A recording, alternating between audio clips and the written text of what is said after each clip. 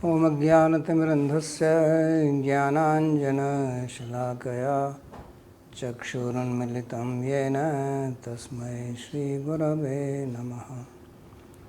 वन्देऽहं श्रीगुरोः श्रीयुतपदकमलं श्रीगुरून् वैष्णवांश्च श्रीरूपं साग्रजातं सहगणरघुनाथान्वितं तं सजीवं साद्वैतं सावधूतं परिजनसहितं श्रीकृष्णचैतन्यदेवं श्रीराधाकृष्णपादान् सहगणललिता श्रीविशाखान्वितांश्च। हे कृष्णा करुणा सिन्धो दीनबन्धो जगत्पते गोपेश गोपिकान्त राधाकान्त नमोस्तुते। तप्त कांचन गौरांगी राधे वृंदावनेश्वरी वृषभानुसुते देवी प्रणमामि हरिप्रिये। नमो महावदान्याय कृष्णा प्रेम प्रदायिने कृष्णाय कृष्णा चैतन्य नाम्ने गौरत्विषे नमः। पञ्चतत्त्वात्मकं कृष्णं भक्तरूपस्वरूपकं भक्तावतारं भक्ताख्यं नमामि भक्तशक्तिकम्। श्रीकृष्ण चैतन्य प्रभु नित्यानंद श्री अद्वैत गदाधर श्रीवासदि गौरभक्तवृंद। हरे कृष्णा कृष्णा कृष्णा हरे हरे हरे राम राम राम हरे हरे। जन्माद्यस्य यतोऽन्वयादितरतश्चार्थेषुभिज्ञस्वराट् तेने ब्रह्महृदायादिकवये मुह्यन्ति यत्सूरयः। तेजो वारिमृदां यथा विनिमयो यत्र त्रिसर्गो मृषा धाम्ना स्वेन सदा निरस्तकुहकं सत्यं परं धीमहि। नारायणं नमस्कृत्य नरं चैव नरोत्तमं देवीं सरस्वतीं व्यासं ततो जयमुदीरयेत्। स्वस्ति अस्तु विश्वस्य खलः प्रसीदतां ध्यायन्तु भूतानि शिवं मिथो धिया। मनस्य भद्रं भजतादधोक्षजे आवेश्यतां नो मतिरप्यहैतुकी। आप सभी का स्वागत है आज के इस गीता के प्रवचन में। और हम अध्ययन कर रहे हैं चतुर्थ अध्याय का 10वां श्लोक। पिछले श्लोक में भगवान ने कहा था कि मेरे जन्म और कर्म दिव्य हैं और जो इनको तत्व से समझ लेता है वो शरीर त्याग कर फिर दोबारा जन्म नहीं लेता और मुझे ही प्राप्त होता है। तो बहुत सरल उपाय उन्होंने बताया उनको प्राप्त करने का। एवं यो वेत्ति तत्वतः, लेकिन एक शब्द जोड़ दिया उन्होंने, तत्व से जाना। तो उनको जानने के बाद में उसका प्रभाव क्या है कि फिर इस संसार में दोबारा जन्म नहीं लेना पड़ेगा। तो उसके बारे में फिर वो इस श्लोक को बोलते हैं उसका एक उदाहरण देने के लिए कि पूर्व काल में अनादि परंपरा से बहुत लोगों ने मुझे इस प्रकार से प्राप्त किया। तो कहते हैं वीतराग भय क्रोधा मनमया माम उपाश्रिता बहवो ज्ञान तपसा पूता मद्भाव आगता। आसक्ति भय और क्रोध से पूर्णतया मुक्त होकर, मुझ में पूर्णतया तल्लीन होकर, मेरी शरण लेकर तथा ज्ञान और तप से शुद्ध होकर अनेक मनुष्य पूर्व काल में मुझे प्राप्त हुए। तो यहाँ पर उन्होंने ज्ञान तपसा शब्द का प्रयोग किया है। तो ये ज्ञान कौन सा है? ये वही है जो उन्होंने पिछले श्लोक में कहा था, एवं यो वेत्ति तत्वतः, जो मुझे इस प्रकार से तत्व रूप से जानता है। तो उसी को यहाँ पर ज्ञान तपसा कहते हैं, क्योंकि वास्तव में तपस्या का मूल उद्देश्य ज्ञान प्राप्त करना ही है। अनेक प्रकार की तपस्याओं का वर्णन आता है। कुछ लोग पंचाग्नि तप करते हैं, चार तरफ अग्नि, ऊपर से सूर्य, नीचे खड़े होके जप करते हैं। तो उसका उद्देश्य है भगवान में मन लगाना, क्योंकि हमारा मन बहुत चंचल है और बाह्य परिस्थिति से विचलित हो जाता है। तो उसका अभ्यास करना कि जो चीज़ इसके प्रतिकूल है, गया ठीक है।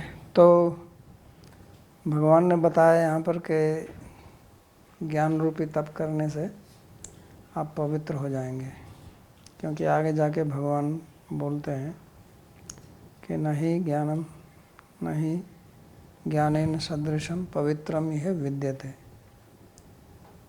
कि ज्ञान के बराबर और कोई पवित्र करने वाली कोई चीज़ नहीं है। पवित्र करने की अनेक चीज़ें हैं, आप स्नान करो, कुछ पान करो, लेकिन सबसे मुख्य चीज़ जो है वो ज्ञान है।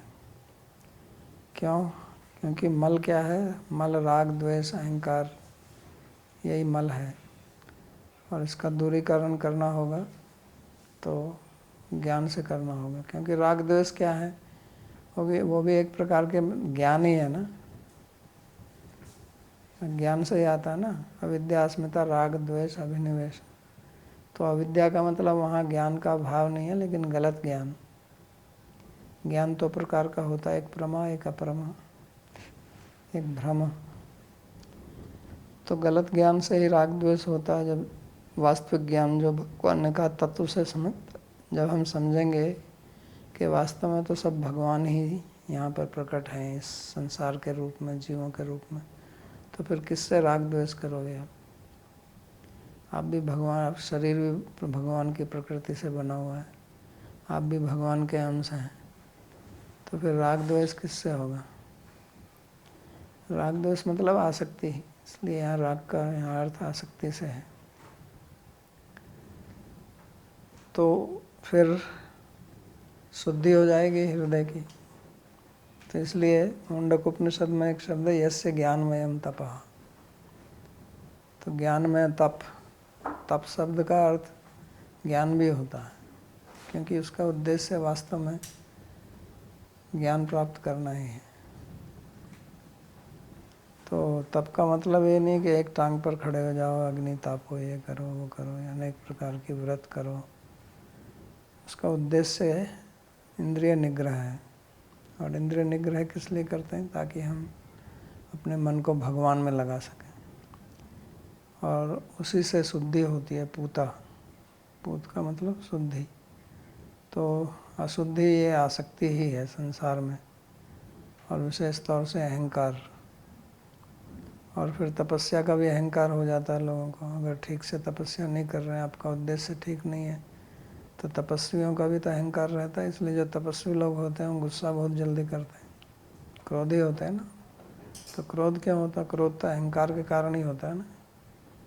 जिसका अहंकार नहीं होगा उसका क्रोध कहाँ से होगा? वो तो विनम्र होगा। इसलिए श्री महाप्रभु जी ने कहा तृणादपि सुनिचैन तरोरिव सहिष्णुना मानी ने मान देन कीर्तनीय सदाहरि। तो ये उन्होंने मूल मंत्र दिया। तो जब तक हमें अपने तपस्या का गर्व होगा, अपनी शारीरिक शक्ति का, ज्ञान का, विद्या का भी अहंकार। अहंकार तो किसी भी चीज़ का हो सकता है। अहंकार विनम्रता का भी हो जाता है, मैं बहुत विनम्र हूँ, तो वो विनम्रता थोड़ी है फिर। तो इसको छोड़ना यही शुद्धि है। इसी को यहाँ कहा पूता मद भाव मागता। तो जो आप सुनते हैं कि दुर्वासा मुनि या कितने ऋषि मुनि थोड़ा सा कुछ हो जाए तो तुरंत क्रोधित होकर श्राप दे देते हैं, तो इसका मतलब अभी अंदर शुद्धिकरण नहीं हुआ। नहीं तो ऐसे जरा सी बात पे क्यों क्रोधित होना। जैसे कहा वीत राग भय क्रोधा, ये चले जाएंगे तभी तो पवित्र होगा ना। और अगर राग भय क्रोध ये हैं तो अभी पवित्रता नहीं आई है। तो ये उसका पैमाना है, उसका देखने का कि कितनी आसक्ति चली गई है। और वीत राग का मतलब, आसक्ति का जाने का मतलब ये नहीं है कि उससे विषय से द्वेष करना। इसका फिर दूसरा भी होता है ना कि विषय को छोड़ते हैं लेकिन उसमें फिर द्वेष करते हैं कि मैं पैसे को हाथ नहीं लगाऊंगा। ऐसे भी कुछ होता है ना कि वो साधु, उसकी ऐसे प्रसिद्धि हो जाती है कि वो तो पैसे को हाथ नहीं लगाता। तो पैसे को हाथ लगाने से क्या हो जाएगा, पैसे कोई खाता थोड़ी है। समस्या तो विषय में नहीं है ना, विषय की आसक्ति में है। या यहाँ पे स्त्री का प्रवेश नहीं है, तो पैदा तो स्त्री से ही हुआ है, कहाँ से आया। और हमारे तो आराध्य ही स्त्री के साथ है, और कृष्ण भगवान तो विशेष तौर से, उनकी तो सब लीलाएं स्त्री बहुल हैं, स्त्रियों से ही घिरे हुए हैं। तो उनसे अगर हम द्वेष करेंगे तो वीत राग का मतलब जो है वो उसके विरुद्ध में जाके अब द्वेष करना नहीं है। इसका मतलब उसके ऊपर ना विषय का आसक्ति है, ना विषय से द्वेष है। तो ये अर्थ है वीत राग का मतलब। नहीं तो वैराग का शब्द, वैराग शब्द है ना हिंदी में, तो कुछ लोग उसका ऐसा अर्थ करते हैं, वैराग का मतलब होता है वैर की आग। वैर जमा आग, वैराग, संधि हो गई ना। तो इसलिए वैरागी बाबा थोड़ी देर में गुस्से हो जाते हैं क्योंकि वैर की आग लेके घूमते। तो इसलिए भगवान ने यहाँ वीत राग शब्द का प्रयोग किया है कि उसके अंदर द्वेष भी नहीं है, आसक्ति भी नहीं है। इसी को ज्ञान तपसा पूता कहा है। और ये तभी संभव है जब व्यक्ति भगवान के शरणागत होता है, क्योंकि मूल समस्या तो अहंकार की है ना। इसलिए जब तक भगवान की शरणागति नहीं होगी तब तक अपना अहंकार रहेगा। इसलिए ज्ञान मार्ग में, योग मार्ग में वो बहुत समस्या है। बहुत बड़े योगी हो गए, बहुत बड़े ज्ञानी हो गए तो उसका अहंकार रहता है, लेकिन बहुत बड़े भक्त हो गए तो उतने विनम्र हो गया, क्योंकि भक्त में अहंकार नहीं होता। तो विनम्र रहता है क्योंकि अपने को दास मानता है। को मूढ़ता दासतम प्राप्य प्राभवम पदम इच्छति। हनुमान जी ने कहा ना कि मूर्ख लोग हैं जो प्रभुत्व चाहते हैं। वास्तव में असली चीज़ तो हमारा, हम तो दास हैं। तो जो ओम में अकार उकार मकार है, तो आ तो नारायण और ओ लक्ष्मी और माँ दास है। तयोर जीव तयोर दास है पंचविंशति प्रकृति है। 25वां तत्व जो है वो भगवान का दास। तो हमारा स्वरूप ये है, जीव भूत हरे रेव। तो दास भूतो हरे रेव नान्यस्तु कदाचन। तो भगवान के दास ही हैं हम, यही हमारा स्वरूप है। तो यही ज्ञान तपसा पूता है, यही ज्ञान प्राप्त करना, इसको समझना, तत्व से समझना, और समझने के बाद में उसको आत्मसात करना। केवल शाब्दिक ज्ञान से काम नहीं चलता, क्योंकि जो राग और द्वेष है वो केवल शाब्दिक नहीं है, वो तो संस्कार के रूप में बैठे हुए हैं ना चित्त में। तो इसलिए ज्ञान का भी वैसे ही संस्कार होगा, तभी तो उसको दूर करेगा, नहीं तो शब्द तो रह जाएगा बाहर और संस्कार बैठा रहेगा अंदर। तो उसको मल को विदूरित करने के लिए, चित्त को साफ करने के लिए इसकी आवश्यकता है, भैवो ज्ञान तपसा। तो भगवान यहाँ कहते हैं कि बहुत लोगों ने पहले मेरे को प्राप्त किया इस प्रकार से पार जानकर, मनमया। तो ये मनमया शब्द बहुत महत्वपूर्ण है। जैसे तन्मया बोलते हैं ना, तो ये मनमया, तन मन एक ही बात है। तन माने तत्, मन माने मत, मतमया मत तत्मया, यानी कि उनमें आविष्ट हो जाना। तो जब हम भगवान के जन्म और कर्म को समझेंगे, जो उन्होंने कहा पूर्व श्लोक में, जन्म कर्म च मे दिव्यम, तो फिर हमारा स्वाभाविक उनकी तरफ आकर्षण होगा। क्योंकि हमारा आकर्षण कहाँ होता है? किसी उत्कृष्ट चीज़ में आकर्षण होता है ना, जो कोई अच्छी होती है। हमारे इंद्रिय के विषय जिनमें हमारा आकर्षण होता है, वो वही है ना जो उनमें कुछ वैशिष्ट्य रहता है, चाहे अच्छी गंध हो, चाहे अच्छा स्वाद हो, चाहे देखने में कोई सौंदर्यवान वस्तु है, तो उसी में हमारा आकर्षण होता है। लेकिन ये जितने भी गुण हैं, इस भगवान में सर्वोत्तम रूप से हैं। तो जब हम इसको समझेंगे, उनके जन्म कर्म इत्यादि को, तो हमारा स्वतः ही उनमें आकर्षण होगा। लेकिन उसको ठीक से समझना होगा, तभी उसमें श्रद्धा होगी। श्रद्धा नहीं होगी तो सुनेंगे, कहेंगे ऐसी कहानी है। कुछ लोग ऐसे भी मानते हैं ना कि भगवान कृष्ण, राम, इनकी जो ये कथाएं सुनाते हैं, कहते हैं ये सब व्यास जी ने, वाल्मीकि जी ने लिख दी हैं, इसमें वास्तविकता तो कुछ है नहीं। जैसे आजकल लोग कुछ उपन्यास लिखते हैं, नावल लिखते हैं, तो ऐसे उन्होंने लिखा अपने मन से कल्पना करके, उसको कल्पना मानते हैं। कहते हैं ऐसा कोई होता है कि कोई व्यक्ति जो पहाड़ को उठा देगा, समुद्र के ऊपर सेतु बना देगा। लेकिन अगर आप थोड़ा इस पे निष्पक्ष तरीके से भी अध्ययन करें, तो आपको पता चलेगा ये वास्तव में सही है। वो आप दूसरों की सुनी सुनाई बात से प्रभावित हो जाते हैं, क्योंकि बहुत लोग इसका प्रचार करते हैं कि सब कल्पना है, तो आम आदमी सुन के हाँ यार बात तो सही है। लेकिन अगर वास्तव में कोई निष्पक्ष तरीके से इसका अनुसंधान करें, तो लगेगा कि नहीं, ये कल्पना नहीं है। क्योंकि भगवान कृष्ण के चरण चिन्ह तो है ना पत्थर के ऊपर, जहाँ खड़े होकर उन्होंने बांसुरी बजाई। एक जगह नहीं है, बहुत जगह हैं। ग्वाल बालों के चरण चिन्ह हैं, गैयाओं के हैं। तो ये किसी ने बना थोड़ी दिए वहाँ जाके पहाड़ के ऊपर जंगल में, और फिर कहानी बनाई इसके लिए। तो ऐसे अनेक चिन्ह मिलते हैं। राम सेतु भी मिला है समुद्र के नीचे, तो उसके प्रमाण हैं। तो इसलिए उनमें जब श्रद्धा होगी, नहीं तो लोग सुनते भी हैं लेकिन उनकी श्रद्धा नहीं होती, तो उसी से फिर हृदय का शुद्धिकरण होगा। तो जैसे हमारा यहाँ विषयों में मन आविष्ट हो जाता है, एक किसी कामी पुरुष का स्त्री में मन आविष्ट हो जाता है, तो ऐसे ही मन उनमें आविष्ट हो जाने को मनमय बोलते हैं। और तभी जो है व्यक्ति राग द्वेष इनसे दूर होगा।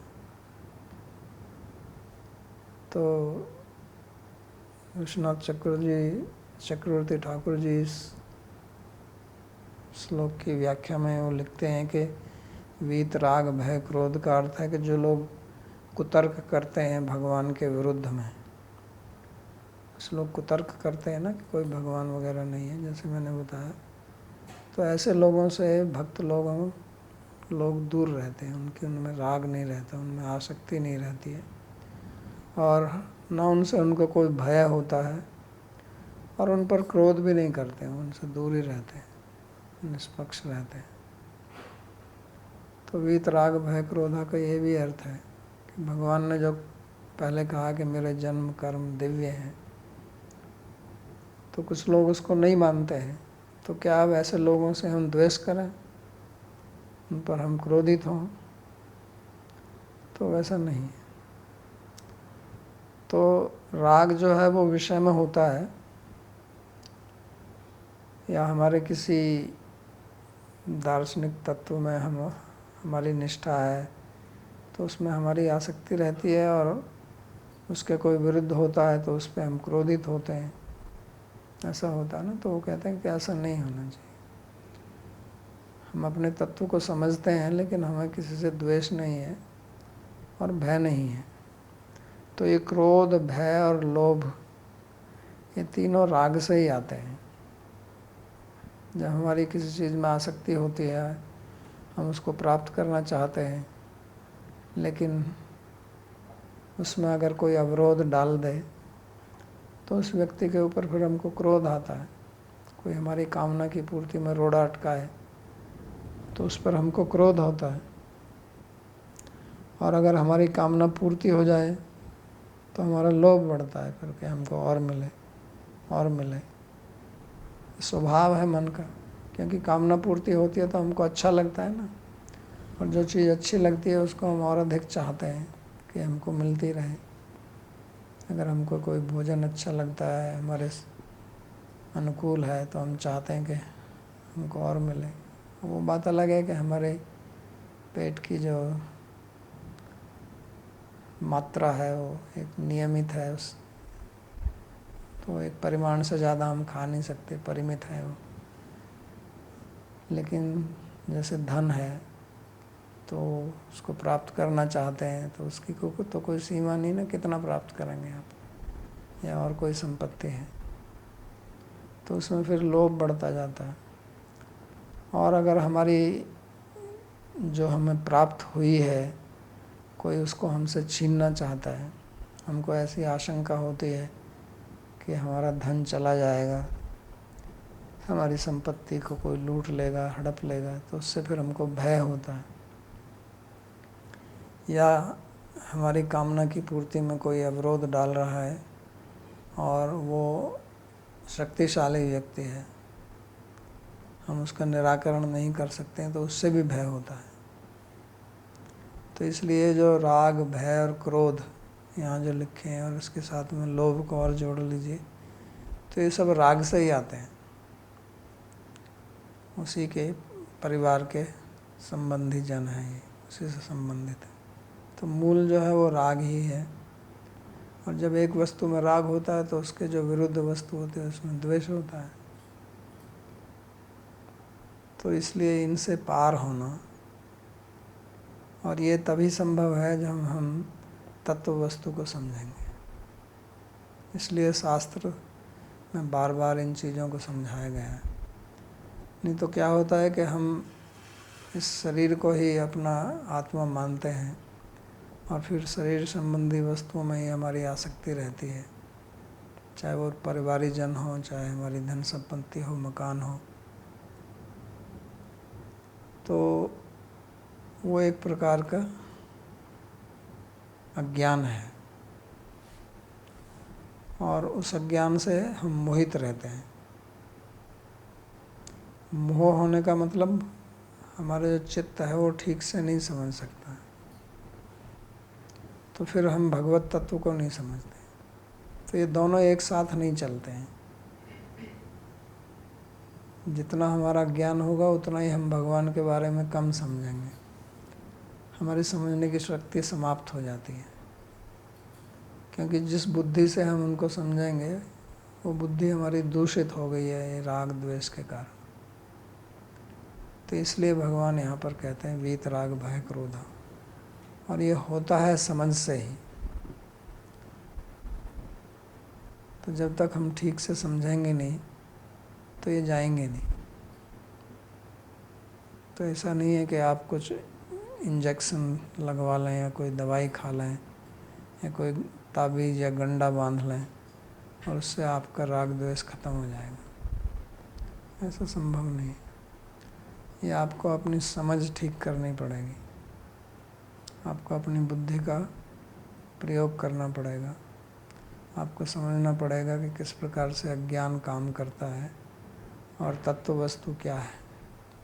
तो इसलिए जो पिछले श्लोक में बात तो साधारण सी लगती है, जन्म कर्म च मे दिव्यम एवं यो वेत्ति तत्वता, देखने में बहुत आसान सी लगती है, लेकिन इतना आसान है नहीं, क्योंकि ये तभी संभव है जब हम अपने अज्ञान को छोड़ें और इस ज्ञान को प्राप्त करें, और वो तभी होगा जब हम ठीक से शास्त्र का श्रवण करेंगे। तो इसलिए शास्त्र का अध्ययन करना आवश्यक है, क्योंकि लोग कहते हैं कि शास्त्र अध्ययन करने की क्या ज़रूरत है, बस नाम जप कर लो। आप नाम जप कर लीजिए, वो अच्छा है, लेकिन साथ में ये जो अज्ञान बैठा हुआ है ये उसके असर को नहीं होने देगा, क्योंकि जप करने के लिए भी तो आपको ठीक से जप करना पड़ेगा ना, तभी तो वो असर दिखाएगा। अगर आप जप कर रहे हैं और अपराध भी कर रहे हैं साथ में, तो फिर वो उसका असर नहीं दिखेगा आपको। तो इसलिए यहाँ पे स्पष्ट भगवान बोलते हैं, वीतराग भय क्रोधा मनमया, कि जिसका भगवान में मन बुद्धि चित्त लग गया है। जैसे एक कामी व्यक्ति का मन स्त्री में लग जाता है, किसी कामिनी स्त्री का मन किसी पुरुष में लग जाता है, उसी प्रकार से मन भगवान में लगे। या प्रीति रविवेका नाम विशेष उपायनी त्वाम अनुस्मर्थ नाते हृदयान माप सर्पतु। तो जैसे अविवेकी व्यक्तियों की प्रीति विषय में रहती है, इस प्रकार से भगवान में प्रीति रखना, तो ये अत्यंत आवश्यक है। तो फिर मन जो है उनमें ही लीन होगा। स्वाध्याय तो विषयान पुंस संगस्ते सुप जाए थे, पहले कहा था ना कि विषय का ध्यान करने से उन्हीं में आसक्ति होगी। और भागवत में भगवान कहते हैं कि माम ध्यायतश्चित्ते मयि एव प्रविलीयते, कि मेरा ध्यान करोगे तो चित्त मेरे में लीन होगा, विषय का ध्यान करोगे तो चित्त जो है वो विषय में लीन हो जाएगा।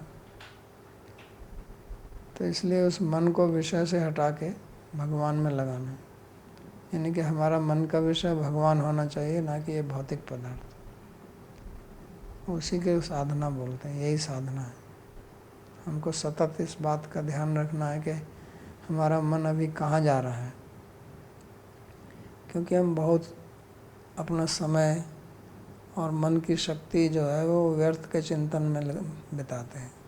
व्यर्थ का चिंतन कुछ चलता रहता है, जैसे रात को स्वप्न आते हैं, तो व्यर्थ के स्वप्न आते रहते हैं, वो तो मन से ही आते हैं ना, तो उनमें भगवान संबंधी तो कुछ होता नहीं है। तो दिन में भी ऐसे ही चलता है, लेकिन रात को तो हमारा कोई उस पर नियंत्रण नहीं है, क्योंकि बुद्धि सोई होती है, बुद्धि तमस में चली जाती है, तो उस समय बुद्धि में अंधकार छाया होता है, इसलिए वो मन जो है उसको खुली छूट मिल जाती है। जैसे घोड़े को छोड़ दो तो दौड़ेगा इधर उधर, तो ऐसे ही होता है। लेकिन अपनी जागृत अवस्था में तो हमको सोना नहीं चाहिए ना, नहीं तो दिन दिवा स्वप्न भी देखते रहते हैं। तो उस समय हमें अपने बुद्धि का प्रयोग करके उस मन को भगवान में लगाना है। यतो निश्चरति मन चंचलम अस्थिरम ततो तयो नियम्येत आत्मन्येव वशम नयेत। तो जहाँ जहाँ भी मन भागता है इधर उधर, तो उसको पकड़ के भगवान में लगाना, तो यही मनमया का हाथ है। माम उपाश्रिता, तो हमारे मन को कुछ आश्रय चाहिए, इसको एक विषय चाहिए ना जिसको पकड़ के रहता। निर्विषय नहीं रहता मन कभी भी, ये सविषयक ही रहता है। तो उस विषय को भगवान को दो, वही हमारा आश्रय हो। तो प्राय करके क्या होता है कि संसार में आश्रय एक होता है और आसक्ति दूसरी जगह होती है। जैसे कोई व्यक्ति कहीं पर काम करता है, किसी संस्था में, किसी ऑफिस में, तो उस संस्था का मालिक जो है वो उसका आश्रय है, लेकिन उसकी आसक्ति कहाँ पर है? घर पे है। तो आसक्ति एक जगह, आश्रय दूसरी जगह। यहाँ क्या करना है? दोनों को एक जगह लाना है। इसलिए कहा मनमया मम माम उपाश्रित, कि उसकी आसक्ति भी मेरे में होनी चाहिए और आश्रय भी मैं ही हूँ। तो उसी को भक्ति बोलते हैं। भक्ति में आश्रय और आसक्ति दोनों का विषय एक ही है, अलग अलग नहीं है। तो भगवान ही हमारे आश्रय हैं और उनमें ही हमारी आसक्ति होनी चाहिए। और ये सब मन का ही खेल है, और मन के लिए, मन को नियंत्रण करने के लिए बुद्धि की आवश्यकता है, और वो भगवान ने हमको दी हुई है। वो हमें कहीं से लानी नहीं है, हमको खरीदनी नहीं है, और हमें उसको प्रयोग करने के लिए कोई मंथली बिल भी नहीं देना है सरकार को। तो इसलिए उसका उपयोग करके हम भगवान को प्राप्त हो सकते हैं। तो फिर वो कहते हैं कि मद भावम आगता, वो मेरे भाव को प्राप्त हो जाते हैं। तो भाव का मतलब भाव भक्ति भी हो सकता है, कि मेरी भक्ति को प्राप्त हो, मेरे प्रेम को। मद भावम का मतलब सायुज्य मुक्ति भी हो सकता है। किस प्रकार के मार्ग से व्यक्ति आ रहा है, अगर वो भक्ति मार्ग से आ रहा है, या ज्ञान मार्ग से आ रहा है, या कर्म मार्ग से आ रहा है, तो उसके अनुरूप इसका अर्थ बदल जाएगा। वैसे यहाँ प्रकरण तो कर्म योग का चल रहा है, तीसरे, चौथे, 5वें अध्याय में ये कर्म योग का ही प्रकरण है, लेकिन उसमें भी यहाँ भक्ति भगवान बताते हैं, क्योंकि वास्तव में भक्ति के बगैर ना कर्म योग ठीक से सिद्ध होता है, ना ज्ञान योग सिद्ध होता है। भक्ति सबके लिए परम आवश्यक है, नहीं तो यहाँ कर्मयोग के विषय में भक्ति कहाँ से ले आएगा। तो ये तो स्पष्ट ही है, वीतराग भय क्रोधा मनमया माम उपाश्रय, आश्रय की बात कर रहे हैं, जिसकी बात अंत में जाके भी करेंगे। मन मना भव मद भक्ता मध्याजी माम नमस्कारो। तो मेरे भाव को प्राप्त करते हैं वो, तो इसलिए भगवान ने ये यहाँ पर एक हमको निदर्शन दिया, उदाहरण दिया, जो सिद्धांत उन्होंने पिछले श्लोक में बताया था, कि मेरे जन्म कर्म को तत्व से समझकर किस प्रकार व्यक्ति मुक्त हो जाता है। उसी का निदर्शन, उसी का उदाहरण यहाँ पर देते हैं, कि इस प्रकार के लोग अभी नहीं, पहले भी बहुत हो चुके हैं, और कोई एक या दो नहीं है, बहुत सारे। बहवो ज्ञान तपसा पूता मन भाव मानता। तो अब इसमें प्रश्न हो सकता है कि ज्ञानी लोग तो भगवान को प्राप्त करते हैं, लेकिन जो अज्ञानी है वो प्राप्त नहीं करेंगे।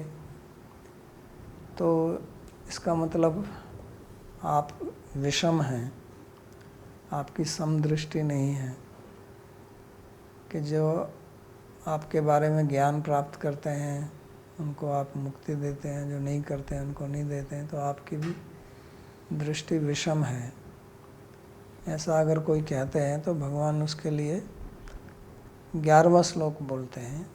वहाँ ये कहते हैं, ये यथा माम प्रपद्यन्ते तांस तथैव भजाम्यहम् मम वर्तमानुवर्तन्ते मनुष्याः पार्थ सर्वशः। कहते हैं कि हे पृथापुत्र, जो मेरी शरण में आते हैं, मैं उनके साथ उनकी शरणागति के अनुरूप ही व्यवहार करता हूँ, क्योंकि सभी मनुष्य, चाहे उनका स्वभाव जो भी हो, हर प्रकार से मेरे मार्ग का अनुसरण करते हैं। तो यहाँ पर एक और सिद्धांत वो बताते हैं, जैसा पहले बताया, ऐसे ही यहाँ पर एक और वो सिद्धांत बताते हैं कि मैं हर एक व्यक्ति को उसके भाव के अनुसार, जिस भाव से वो मेरे पास आता है, उसके अनुरूप मैं फल देता हूँ। तो इसमें तो कोई विषमता नहीं है। अगर आप मेरे से मित्रता रखते हैं तो मैं भी आपसे मित्रता रखता हूँ, और अगर आप मेरे से द्वेष रखते हैं तो मैं भी आपसे द्वेष करता हूँ। तो इसमें तो मेरी कोई विषमता नहीं है। देखने में विषमता लगती है, सम को लोग कहेगा कि आप चाहे शत्रुता करें चाहे मित्रता करें, मैं सबको गले लगाऊं, इसी को सम बोलेंगे। भगवान कहते हैं नहीं, वो तो उसमें तो विषमता हो गई। मैं तो जैसे आप हैं वैसा ही मैं आपके साथ व्यवहार करता हूँ, तो उसमें विषमता नहीं है, और वो आपके भी अनुरूप पड़ेगा। क्योंकि अगर आप मेरे को पसंद नहीं करते हैं और मैं आपको गले लगाऊं तो आपको तो अच्छा नहीं लगेगा ना, आप तो मेरे से दूर रहना चाहेंगे। तो जो भगवान को मानते हैं, जो आस्तिक हैं, तो भगवान उनकी तरफ दृष्टि देते हैं, और जो नास्तिक हैं उनकी तरफ वो दृष्टि नहीं देते हैं, क्योंकि वो भी तो यही चाहते हैं ना। तो इसलिए तो सम है वो। अब जो नास्तिक हैं उनके पीछे भगवान पड़ जाए कि नहीं मैं हूँ यहाँ पर देखो, तो वो तो दुखी हो जाएंगे ना फिर, कि हमें क्यों परेशान करना। तो इसलिए कहते हैं कि जो जिस प्रकार से देखता है, जो जिस प्रकार से मेरी प्रपत्ति ग्रहण करता है, प्रपद्यते, तो मैं भी उसका उसी प्रकार से भजन करता हूँ। तो जैसे आजकल की जो आधुनिक विज्ञान में जो क्वांटम मैकेनिक्स है, तो उसमें एक वो डबल स्लिट एक्सपेरिमेंट है, जिसमें वो देखते हैं कि जो प्रकाश है वो क्या वो एक वेव है या वो पार्टिकल है, वो एक तरंग है या एक अणु है। तो वहाँ बड़ा मज़ेदार घटना उनकी होती है कि जब उसको देखने जाते हैं कि अणु है तो अणु ही दिखता है, और जब उसको टेस्ट करते हैं कि क्या ये तरंग है तो वो तरंग ही दिखता है। तो कहते हैं ये यथा माम प्रपद्यन्ते ताम तथैव भजाम्यहम्। भाई तू मेरे को अणु देखना चाहता तो मैं अणु बन जाऊंगा, तू मेरे को तरंग देखना चाहता तो मैं तरंग बन जाऊंगा। तो जब प्रकाश इतना कर रही है तो भगवान क्यों ना करेंगे।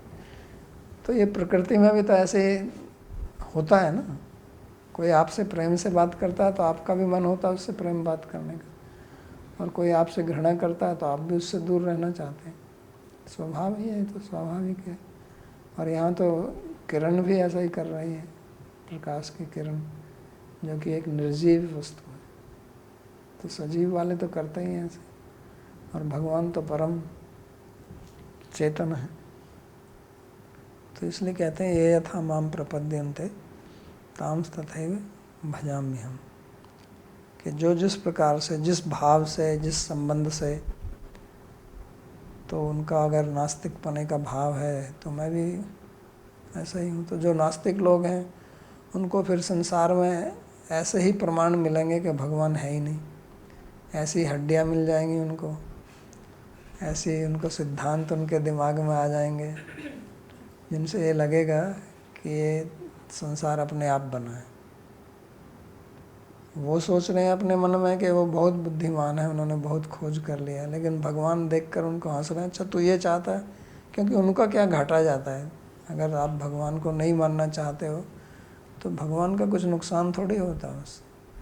तो वो उन लोगों को उसी प्रकार के वातावरण पैदा कर देंगे उनके लिए कि उनको बिल्कुल यही लगेगा। तो वो किसी की श्रद्धा में जो है रोड़ा नहीं अटकाते हैं। जैसी रही भावना जिसकी प्रभु मूर्ति तिन देखी, ये क्या है, जाकी रही भावना जैसी प्रभु मूर्ति तिन देखी तैसी। तो अगर आप प्रभु को सोचते हैं कि प्रभु हैं ही नहीं, तो प्रभु वो भी ऐसे भी हो जाते हैं। और अगर आप सोचते हैं कि वो साकार और निराकार, फिर जो मानते हैं, तो पहले तो दो विभाग होते हैं कि कुछ लोग उनको मानते नहीं हैं और कुछ मानते हैं। तो जो मानते नहीं हैं उनके लिए तो पूरा संसार भरा हुआ है आजकल। ज़्यादातर तो लोग अब ऐसे ही हैं जो मानते नहीं हैं, क्योंकि हमारी जो आधुनिक शिक्षा प्रणाली है वो यही सिद्ध करती है कि डार्विन का विकासवाद और बिग बैंग थ्योरी, ये सब उन्होंने सिद्ध किया कि संसार कैसे बना। और जो भगवान को मानते हैं फिर उसमें दो विभाग हैं, एक साकारवाद का है, एक निराकारवाद का है। एक कहते हैं कि भगवान है लेकिन उनका कोई रूप गुण नहीं है, वो निराकार है, वो केवल शक्ति है। तो इसको मानने वाले भी बहुत हैं। तो दूसरे जो धर्म हैं, पुस्तक वाले धर्म, बाइबल कुरान वाले, तो वो भी निराकार ही मानते हैं।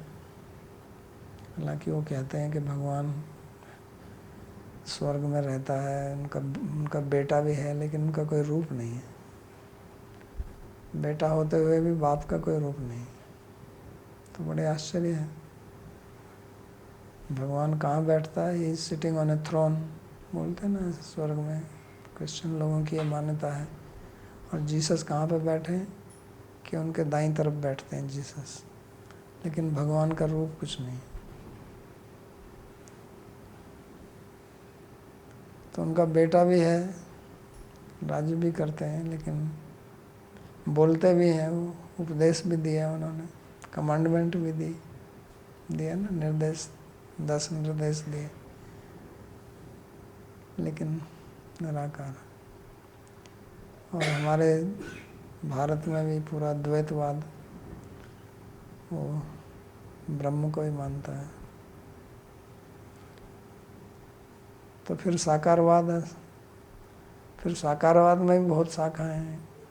कोई कहता है कि वो विशिष्ट अद्वैतवाद है, कोई कहता है कि शुद्ध अद्वैतवाद है, कोई कहता है कि द्वैत अद्वैत है, कोई कहता है भेद अभेद है, कोई स्वाभाविक भेद अभेद, कोई अचिंत्य भेद अभेद।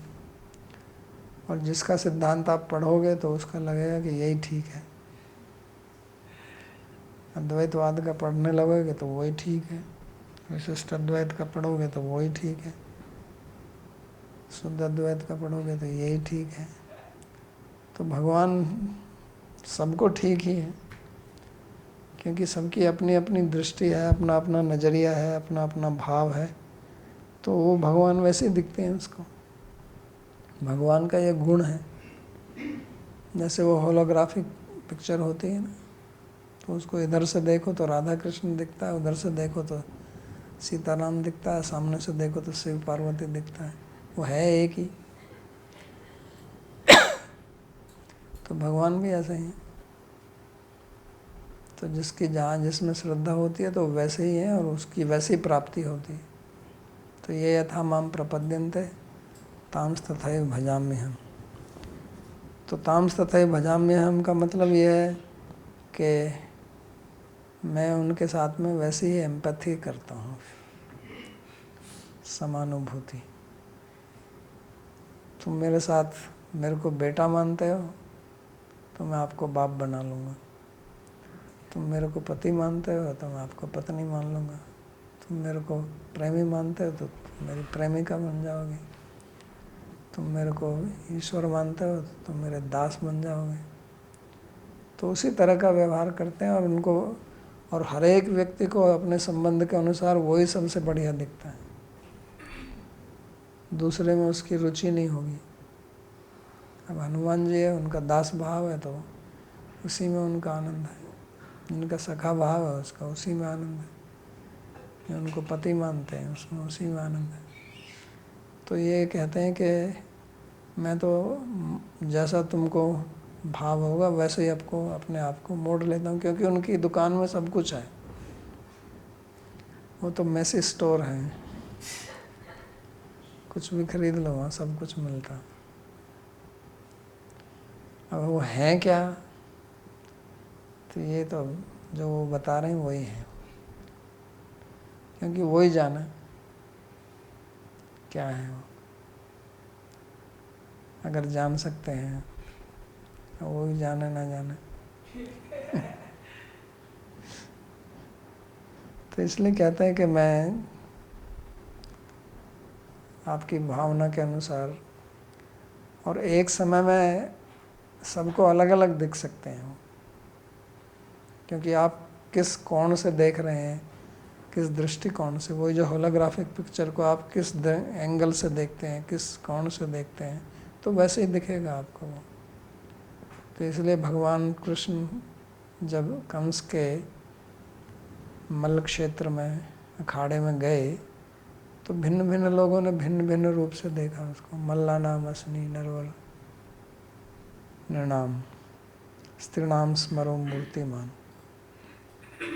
तो जो वहाँ पे मल्ल थे मुष्टिक चाणुर, तो भगवान तो उस समय 11 वर्ष के थे, लेकिन उनको ऐसे विशाल काय और बहुत बलशाली बलिष्ठ के रूप में दिखाई दिए वो।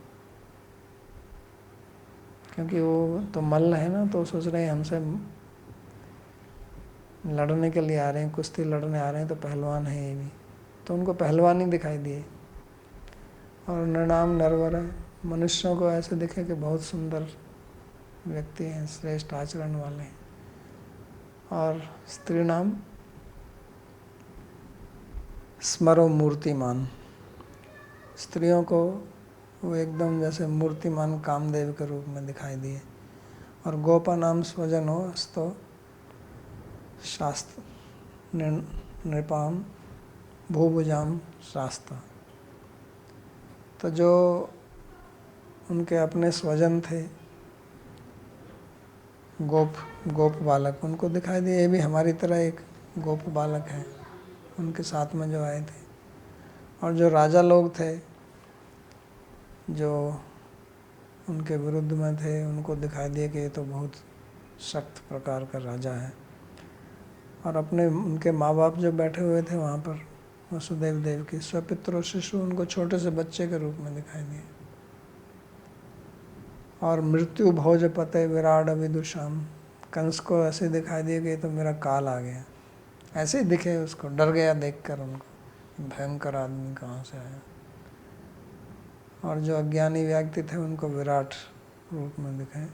और तत्वम परम योगी नाम, योगियों को परम तत्व के रूप में दिखाई दिए। और विष्णु नाम पर देवते थी, और जो विष्णु लोग थे उनको एक देवता के रूप में दिखाई दिए। विदितो रंगे गत सागर। तो एक ही भगवान जो है अनेक रूपों में अनेक लोगों को इस प्रकार से दिखाई दिए।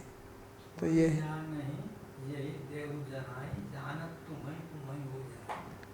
सही बात।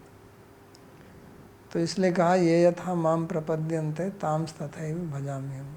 तो जैसा आप मेरी प्रपत्ति करते हैं मैं भी उसी प्रकार से अनुग्रह, भजामि मतलब मैं वैसे प्रकार से अनुग्रह करता हूँ, क्योंकि उनका तो अनुग्रह ही है। अगर नास्तिक लोगों को छोड़ रहे हैं अलग से तो अनुग्रह है, अगर असुरों को मारते हैं तो ये भी उनका अनुग्रह ही है, और भक्तों के साथ में जो व्यवहार करते हैं वो तो अनुग्रह है ही। तो ये उनका एक बहुत बड़ा गुण है। तो जैसे घर में माँ है और उसके पुत्र हैं, तो एक हट्टा कट्टा बड़ा अच्छा तो उसको बढ़िया भोजन खिलाती है। एक छोटा शिशु है तो उसको दूध देती है। एक कोई बीमार भी है तो उसको खिचड़ी खिलाती है। तो सबके अनुरूप वो भोजन बनाती है। तो उसमें ये विषमता नहीं है कि भाई इसको खिचड़ी क्यों दे रही है और उसको जो है हलवा खिला रही है। तो ये विषमता नहीं है, समता ही है, समदृष्टि है उनकी बराबर, क्योंकि जैसी जिसकी आवश्यकता है उसके अनुरूप उनको भोजन देती है। तो भगवान इसी प्रकार से हैं। तो अब इसमें कोई ये प्रश्न कर सकता है कि भगवान ने कहा कि ये यथा माम प्रपद्यन्ते तांस तथैव भजामि हम, तो क्या हम द्वेष से भी उनको पहुंच सकते हैं क्या? तो कहते हैं कि यहाँ प्रपद्यते शब्द का प्रयोग किया उन्होंने, द्वेष की बात नहीं है यहाँ पर। जो मेरी शरण ग्रहण करता है तो उसको मैं उसी प्रकार से प्राप्त होता हूँ। और मम वर्तमानु वर्तन्ते मनुष्य पार्थ सर्वशः। तो सभी मनुष्य जो हैं वो मेरे मार्ग का ही अनुसरण करते हैं। तो इसका एक सीधा साधा अर्थ तो यही है कि जितने भी मार्ग हैं सब उन्हीं के बनाए हुए हैं, चाहे वो कर्म मार्ग है, चाहे योग मार्ग है, चाहे भक्ति मार्ग है, चाहे ज्ञान मार्ग है, या और जितने भी प्रकार के योग हैं, तो सब उन्हीं के दिए हुए हैं। और जो नास्तिकवाद है वो भी उन्हीं का दिया हुआ है। बुद्ध भगवान के रूप में तो उन्होंने भगवान को नहीं माना ना, तो ये भी उन्हीं का दिया हुआ है। तो इसलिए आप जो मर्जी हैं भगवान के ही रास्ते पे चल रहे हैं। अब वो बात अलग है कि उस रास्ते से आप कहाँ पहुँचेंगे और वो आपको किस रास्ते से चलाना चाहते हैं, क्योंकि सब मार्ग उन्हीं के ही हैं। दूसरा कहने का मतलब यह है कि सब मेरा ही अनुसरण करते हैं। यदि यद आचरते श्रेष्ठ तत्तदेव वितरो जन सयत प्रमाणम कुरते लोकस्तदनुवर्तते। तो मैं श्रेष्ठ हूँ, जैसा मैं आचरण करता हूँ तो लोग वैसा ही चलते हैं। तो ये दूसरा इसका अर्थ है। और पहले भी कहा था उन्होंने इस बात को, मम वर्तमानुवर्तन्ते मनुष्य पार्थ सर्वस, कि लोग जो है अगर मैं ठीक से काम नहीं करूँगा तो लोग जो है फिर वो भी गलत काम करने लगेंगे, क्योंकि फिर वो एक प्रकार से मिसाल देंगे ना मेरी, कि देखो उन्होंने ऐसा किया, हम भी ऐसा कर रहे हैं। तो सब मेरे पथ पर ही चलते हैं, क्योंकि जैसे बारिश होती है तो उसका जल सब घूम फिर कर समुद्र में पहुंच जाता है। आकाशात पतितम तोयम सागरम प्रति गच्छति सर्वदेव नमस्कारम केशवम प्रति गच्छति।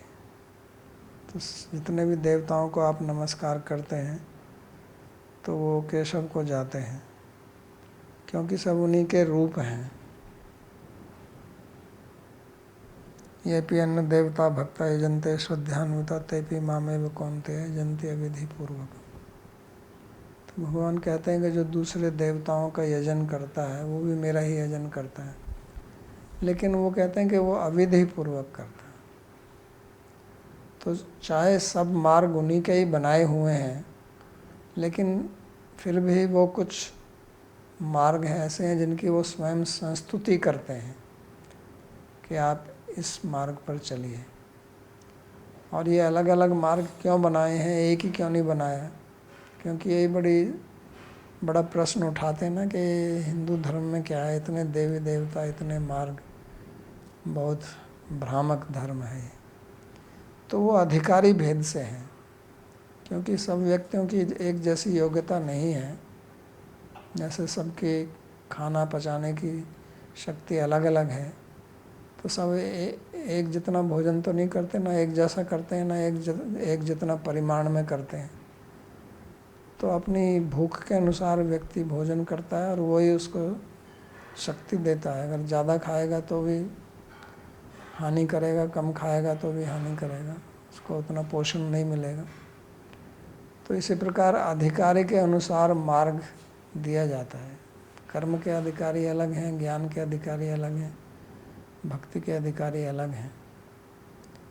और जिसकी कहीं भी श्रद्धा नहीं है वो अपने समाज में चलता है। तो ये मार्ग सब उन्हीं के हैं, लेकिन जिसकी वो संस्तुति करते हैं वो उनका भक्ति मार्ग है। क्योंकि अंत में जाकर यही बोलते हैं ना वो, कि सर्वगुह्यतमं भूय शृणु मे परमं वचः, कि मैं आपको अब सबसे बड़ा गुह्यतमं रहस्य बताता हूँ। तो वहाँ बोलते हैं मन बना भव मद भक्ता, के मन को मेरे में लगाओ, मेरे भक्त बनो। तो इसलिए संस्तुति, रिकमेंडेशन तो उनकी भक्ति की है। और जो उनकी बात को नहीं मानते हैं और अपनी इच्छा के अनुसार अपना मार्ग चुनते हैं, तो उनके लिए अलग अलग मार्ग भी उन्होंने बनाए हुए। लेकिन जो राजमार्ग है और जिस पे वास्तव में सब चल सकते हैं, जो हृदय का मार्ग है, वो भक्ति है। क्योंकि हमारे शरीर और शरीर के धर्म अलग अलग हैं सबके शरीर के स्वभाव और गुण धर्म अलग अलग हैं, लेकिन आत्मा के सब गुण धर्म एक ही हैं। तो भक्ति जो है वो आत्मा का धर्म है, और बाकी जो है वो शरीर संबंधित धर्म है, चाहे वो वर्णाश्रम हो या कुछ और हो। तो इसलिए कहते हैं कि ये सब मेरे ही मार्ग हैं। लेकिन जो मेरे जन्म कर्म को समझता है और मनमया माम उपाश्रिता जो मेरी शरण लेता है तो वो सर्वश्रेष्ठ है, ऐसी संस्तुति वो करते हैं। तो आज का प्रवचन यही समाप्त करते हैं। किसी को कोई प्रश्न पूछना है तो पूछ सकते हैं।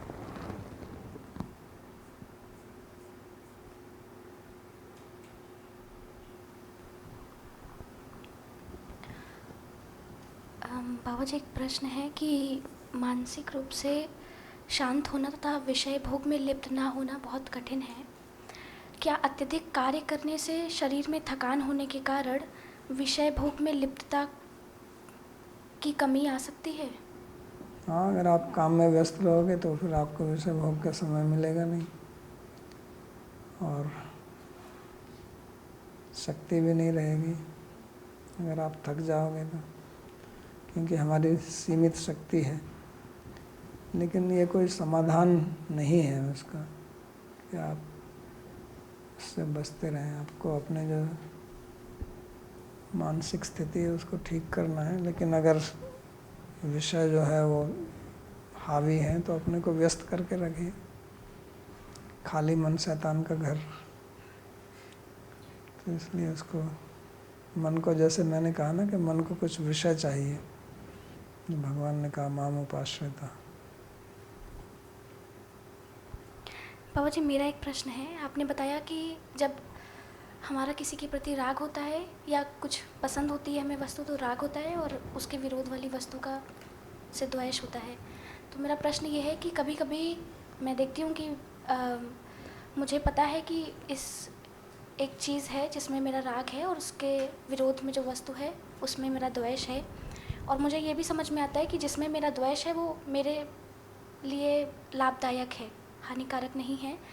तो इस स्थिति में और मुझे ये भी पता है कि जिस चीज़ जो मुझे अच्छी लगती है वो कभी मेरे लिए घातक भी हो सकती है अगर मैं ज़्यादा मात्रा में लूँ तो मेरा प्रश्न ये है कि अगर इतनी समझ है तो उस समझ पे स्थिर रह करके उस स्तर पर कैसे पहुँचें जहाँ पर राग और द्वेष दोनों से ऊपर उठ जाएं, क्योंकि वो तो उस समय आपको अपनी बुद्धि का आदर करना है, क्योंकि आपका मन जो है वो लालायित है, उसकी आसक्ति है, राग है। लेकिन बुद्धि से समझना है कि ये ठीक नहीं है मेरे लिए, मेरे को उद्देश्य से भटकाएगा ये, जो मेरा गंतव्य स्थान है उस तक मैं नहीं पहुंच सकती हूँ इससे। तो बुद्धि की थोड़ी सुननी पड़ेगी वहाँ पर, और मन को थोड़ा दबाना पड़ेगा बुद्धि से। ये बहुत सही उत्तर लगता है बाबा जी। और बस एक इसमें संदेह ये आता है कि यदि हम बुद्धि का इस्तेमाल करें और उसको दबाएं, मन को दबाएं, तो ऐसा भी लगता है कि कहीं अगर बार बार दबाने से ऐसा ना हो दबाने कि का मतलब ये नहीं है कि आप हाँ, उसको अंदर से लालसा रहे उसमें। दबाने का मतलब है कि उस पर आपको क्रिया नहीं करनी है समझ कर कि मेरे लिए हानिकारक है। लेकिन अगर अंदर से लालसा बनी हुई है कि नहीं, लेकिन बाहर से आप दबा रहे हैं क्योंकि लोग क्या कहेंगे, ये ठीक नहीं है, उनको पता चल जाएगा तो ये होगा, तो वो फिर कहीं ना कहीं निकल के आएगा, उसमें फिर आपका मिथ्याचार होगा। तो ये आपको अपने बुद्धि से स्वयं ही समझना है कि नहीं, ये मेरे लिए ठीक है ही नहीं और मैं इसको नहीं करना चाहता। उसमें हमें किसी दूसरे के कारण नहीं है कि लोग क्या कहेंगे, मेरे परिवार वाले क्या कहेंगे, या हमारे आध्यात्मिक परिवार वाले क्या कहेंगे, उससे कोई मतलब नहीं। वो अच्छा है, ऐसा सोचने से भी अगर हम बच जाते हैं तो ठीक है, लेकिन वो बहुत टिकाऊ नहीं है।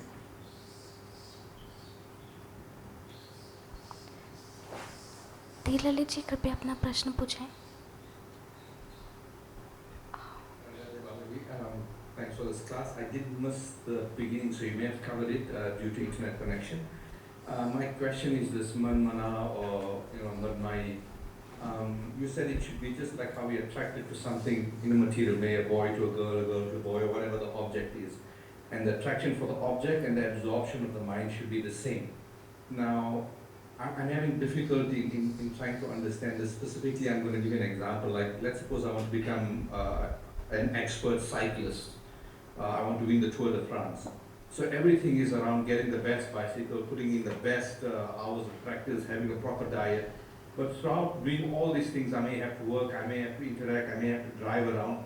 In those cases, I'm not specifically thinking about my object of being the best cyclist.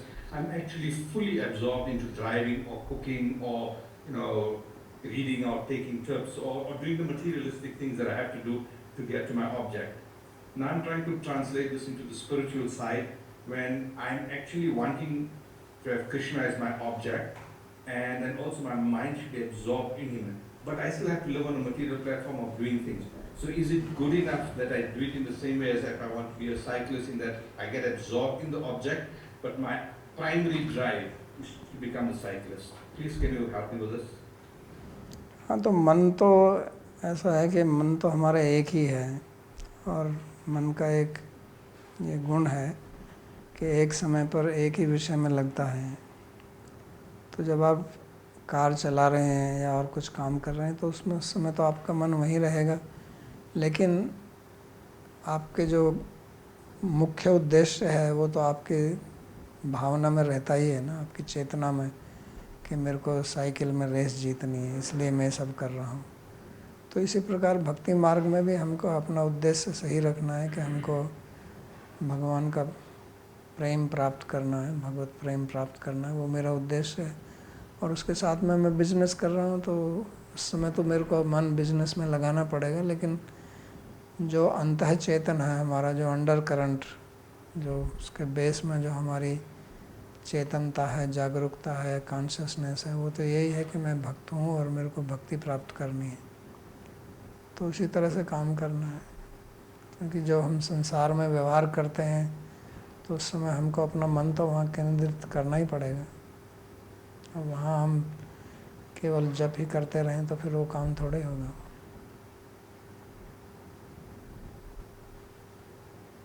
भक्ति स्वतंत्र सकल गुण खानी, बिनु सत्संगन पावै पिलानी।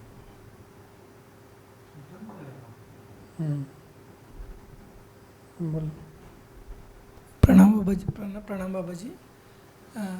उस प्रश्न का बुद्धि को आदर करने का बात आपने जो कहा, हमको ये यहाँ से मदद मिल सकते है बाबा जी, क्योंकि हम महाभारत में या रामायण में बहुत सारे कहानियाँ होती हैं, क्योंकि हम अपने आप नहीं कर सकते, बुद्धि को कंट्रोल करना इतना आसान नहीं है। बट उस कहानियों में बहुत ऐसे किस्से होते हैं जहाँ बुद्धि को आदर करते हुए कोई व्यवहार किया हो, दूसरा आदमी एक रहता है जो बुद्धि को आदर करते ना हुए व्यवहार किया है। उन दोनों को परिणाम उस कहानी में हमको दिखता है, बहुत सारे छोटा छोटा कहानियों में भी। तो उसको हमको पढ़ना चाहिए, क्योंकि यहाँ ये प्रश्न ये पूछ रहा हूँ इसलिए क्योंकि आपने एक दिन यक्ष प्रश्न के बारे में एक बीच में भगवद गीता क्लास में बताया। उस दिन मुझे लगा तो ये बहुत ही मतलब एब्जॉर्बिंग है। एक बार पढ़ने लगा हूँ, उस दिन से महाभारत का अलग अलग स्टोरियाँ पढ़ने लगा हूँ। तो रोज़ हमारे ज़िंदगी में जो संघर्ष होती है, मटेरियल लाइफ का जो भी संघर्ष होती है, उसका बहुत करीब है। जब भागवत पढ़ने लगता हूँ वो it's like a ripened fruit, मतलब रस है, कंप्लीट ट्रांसेंडेंटल रस है, जो किसी के साथ लिंक्ड नहीं है, हमारे मटेरियल डीलिंग्स के साथ लिंक्ड नहीं है। हमको रोज़ पढ़ना चाहिए बाबा जी, नहीं पढ़ना चाहिए? वैष्णव पढ़ना चाहिए जब, क्योंकि वो सहायता देता है हमको। क्योंकि हमारी क्या है कि इसका हमको अभी अभ्यास नहीं है आध्यात्मिकता का, तो भूल जाते हैं उसको, तो बार बार हमारी चेतना में आता रहता है वो, तो फिर उसका हम अभ्यास कर सकते हैं, उसकी स्मृति बनी रहती है। तो पढ़ना अच्छा है, पढ़कर उससे देखना कि इसमें क्या सीख मिलती है हमको। पवन जी कहते हैं कि इन प्रवचनों के आधार पर एक पुस्तक लिखिए ताकि सभी लाभान्वित हो सकें। आपकी आज्ञा सिरोधार्य है।